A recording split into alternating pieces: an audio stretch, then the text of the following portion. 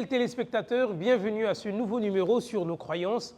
Je suis très heureux et très content de savoir que vous êtes nombreux braqués sur vos petits écrans, sur vos gros écrans, en train de suivre ce numéro qui vous aide à croître davantage spirituellement.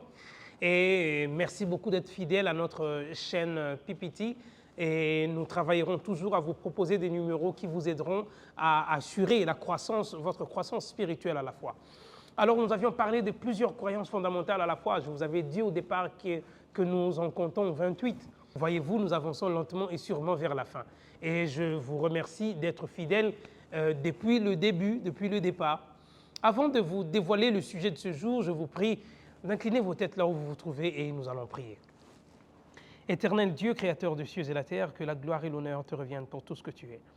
Nous te recommandons ces instants où nous voulons apprendre sur ta parole. Envoie ton Esprit Saint afin qu'il nous accorde la meilleure compréhension de ta parole. Au nom de Jésus. Amen. Voilà, merci beaucoup d'être là une fois de plus. Aujourd'hui, nous allons parler d'une croyance encore beaucoup plus intéressante qui est intitulée « La mort et la résurrection ». Lorsque nous avions parlé du tout dernier numéro sur la seconde venue de Jésus, l'apôtre Paul a marqué dans 1 Thessaloniciens, le chapitre 4, à partir du verset 13, un événement particulier qui se produira lors de la seconde venue de Jésus. C'est la résurrection des morts, évidemment, la résurrection des morts. Et aujourd'hui, j'aimerais qu'on parle au fait de la mort et de la résurrection. Vous en avez déjà entendu parler, certains y croient et certains non. Exactement, comme les Sadducéens de l'époque de Jésus. Alors nous allons voir à travers la lumière des Saintes Écritures, qu'est-ce que la Bible nous dit. Le salaire du péché, c'est la mort, mais Dieu, qui seul est immortel, accordera la vie éternelle à ses rachetés. En attendant, la mort est un état d'inconscience pour tous. Certains vous diront, excusez-moi, lorsque vous mourrez, vous allez quelque part. Si vous étiez une bonne personne, vous allez au ciel. Si vous étiez une mauvaise personne, vous allez en enfer. Mais ici, la parole de Dieu nous enseigne que la mort est un état d'inconscience. Et lisez avec moi dans les livres d'Ecclésiaste. Ecclésiaste, le chapitre 9, nous lirons le verset 5, 6 et même 10. Il y a des éléments très importants qui vont nous fixer au sujet de l'état de mort, la mort et la résurrection. Qu'est-ce que la Bible en dit? Ecclésiaste, le chapitre 9, la parole de Dieu déclare ce qui suit lorsque vous commencez à partir du verset 5. « Les vivants, en effet, savent qu'ils mourront, mais les morts ne savent rien, et il n'y a pour eux de salaire puisque leur mémoire est oubliée. » Le verset 6. « Et leur amour, et leur haine, et leur envie ont déjà péri, et ils n'auront plus jamais aucune part à tout ce qui se fait sous le soleil. » Vous voyez? Et 10. « Tout ce que ta main trouve à faire avec ta force, fais-le, car il n'y a ni œuvre, ni pensée, ni science, ni sagesse dans le séjour des morts où tu vas. » Donc, la Bible nous enseigne qu'il n'y a aucune activité après la mort. Lorsque nous mourons, nous cessons carrément d'exister. Il n'y a plus de pensée, il n'y a plus d'envie, il n'y a plus d'amour, on ne ressent plus rien. Lorsque les hommes ont péché pour la première fois, la Bible est claire, quand Dieu les a prévenus, il leur avait dit que le jour où vous en mangerez, vous mourrez. Car le salaire du péché, c'est la mort. Quiconque pêche transgresse la loi. Le péché, c'est la transgression de la loi. Et nos premiers parents ont transgressé la loi de Dieu et donc ils ont péché. Et en péchant, le salaire, c'était la mort. Et quand nous mourrons, nous ne mourrons pas pour aller vivre quelque part. Et ça, ce sont des enseignements qui se rapprochent de l'immortalité de l'âme. Il y a des courants, il y a des théories, il y a des enseignements qui vous parleront de l'immortalité de l'âme. La philosophie enseigne l'immortalité de l'âme. Donc vous voyez, je suis une personne vivante qu'on a introduite dans un corps physique qu'est ce corps. Vous voyez, Il y a tellement de théories à la fois. Mais la Bible est claire. Lorsque vous mourrez, vous cessez d'exister.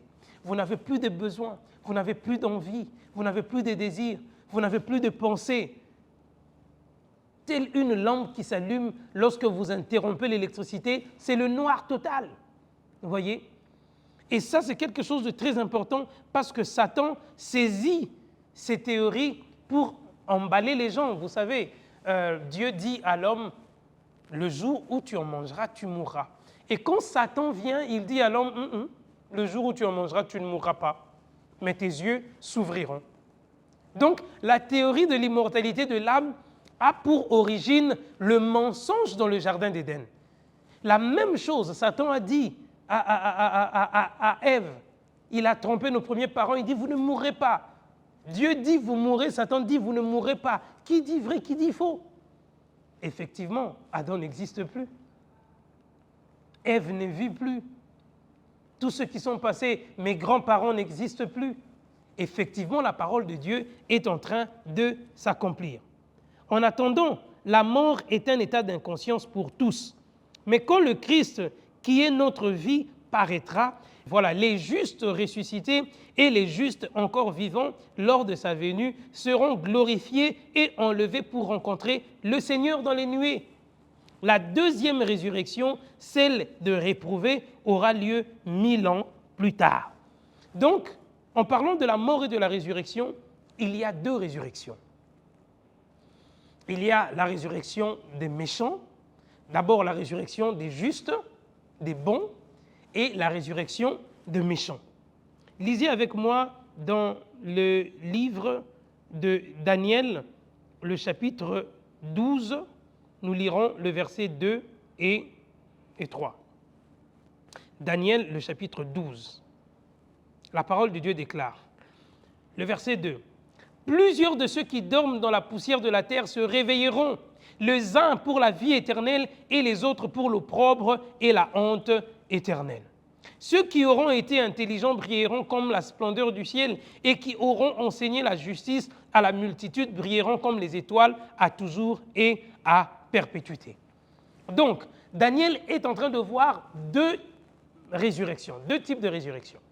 La première résurrection, c'est pour ceux qui hériteront voilà, la vie éternelle et qui brilleront comme les étoiles. La deuxième résurrection, c'est pour ceux qui reviendront à la vie, mais pas pour vivre éternellement, pour recevoir comme châtiment et pour salaire la honte éternelle et l'opprobre, parce qu'ils avaient mené une vie qui était contraire à la pensée et à la volonté de Dieu. Il n'y a pas que les deux types de résurrection qui sont évoqués. Jean est en train de parler d'un autre type de résurrection. Et je vous invite à le découvrir.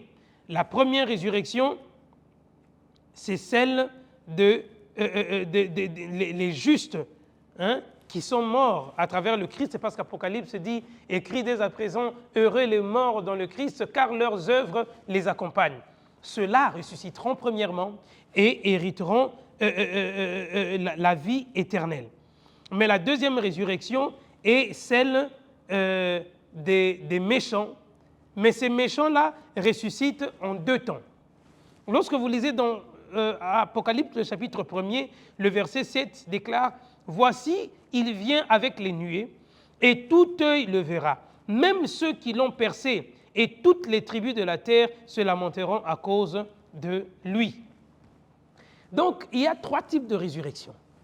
La première résurrection, c'est pour les justes, comme Daniel le dit, ils vont ressusciter pour la vie éternelle. Il y a une deuxième résurrection, qui est une brève résurrection. Apocalypse 1, 7 dit « Ceux qui l'ont percé le verront ». Ceux qui l'ont percé, ceux qui l'ont rejeté, ceux qui ont traité directement avec le Christ en le rejetant, ceux qui l'ont même percé la côte quand il était sur la croix, ces Romains-là, ils ressusciteront, ils le verront revenir dans sa gloire et ils se rendorment. Et la troisième résurrection maintenant, c'est cette grande résurrection de tous les méchants à la fois qui ressusciteront pour être jugés et être condamnés pour la mort éternelle. Donc si quelqu'un meurt, que l'on ne vous trompe pas, nul ne va au ciel. Si vous allez au ciel, pourquoi est-ce que le Christ revient pour nous chercher ici? Qu'il reste avec vous là-bas. Alors nous qui sommes vivants, nous allons monter pour aller vous rejoindre. Et vous pouvez imaginer, vous allez au ciel, vous étiez mère, vous aviez vos enfants, et après ou vous étiez père, après votre mort, voilà, la belle famille ou votre famille vient, chasse la femme, dilapide les biens et jette les enfants dans la rue. Vous au ciel en train de voir un événement pareil sur terre. Est-ce que vous aurez de la joie? La Bible nous dit que le ciel est un lieu d'aisance, un lieu de joie et de paix. Donc lorsque vous êtes une bonne personne et que vous mourrez, vos œuvres vous accompagnent à la tombe. Et lorsque le Christ reviendra, il vous ramènera à la vie. Et ceux qui sont vivants, les justes, ceux qui seront vivants, comme 1 Thessaloniciens 4 le déclare, seront transformés. Et tous, nous irons à la rencontre de notre Seigneur. Merci beaucoup d'avoir suivi ce numéro. Je vous lance un autre rendez-vous pour un prochain numéro. Si vous avez des questions, n'hésitez pas à nous les déposer en commentaire. Nous reviendrons pour vous donner de plus amples détails. Pour le reste, que Dieu vous bénisse.